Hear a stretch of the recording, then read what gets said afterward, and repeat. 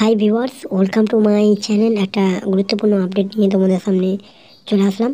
তো চলো জানি কি রয়েছে সেই সম্পূর্ণ আপডেটটি।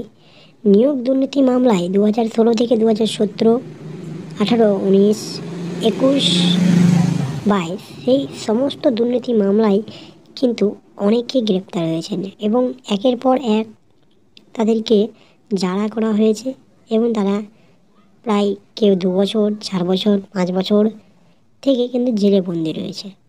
কিন্তু এখন যে আপডেটটা উঠে আসছে, সেই আপডেটটা হচ্ছে যে এখনও কিন্তু নিয়োগ দুর্নীতি মামলার সম্পূর্ণ শুনানি কিন্তু হয়নি। ওয়েস্ট বেঙ্গল এসএসসির গ্রুপ সি, গ্রুপ ডি, নবম, দশম, একাদশ, দ্বাদশ সমস্তই শুনানি কিন্তু পেন্ডিং অবস্থায় রয়েছে। কিছু কিছু আপার প্রাইমারিগুলো হয়েছে, আর কিছু কিছু প্রাইমারি হয়েছে, কিন্তু বাকি অনেক কেস কিন্তু এখনও পেন্ডিংয়ে। ওয়েস্ট বেঙ্গল এসএসসির গ্রুপ সি, গ্রুপ ডির শুনানি তো একের পর এক ধাপ পেরিয়ে যাচ্ছে, ডেট একের পর এক ফেল হচ্ছে।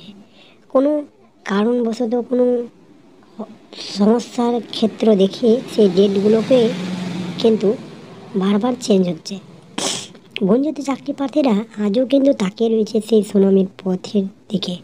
তারই মধ্যে একটা বিরাট বড় খবর উঠে আসছে যে নিয়োগ দুর্নীতি মামলায় যাদেরকে লক্ষ লক্ষ কোটি কোটি টাকা যাদের বাড়ি থেকে মেরামত করা হয়েছে, ব্যাংক থেকে সিল করা হয়েছে, সেই সমস্ত মামলাকারী দুর্নীতির যে পদাধিকারী ব্যক্তি স্বজন জেলে ছিলেন, তারা কিন্তু একের পর এক বেল হয়ে বেরিয়ে আসছেন।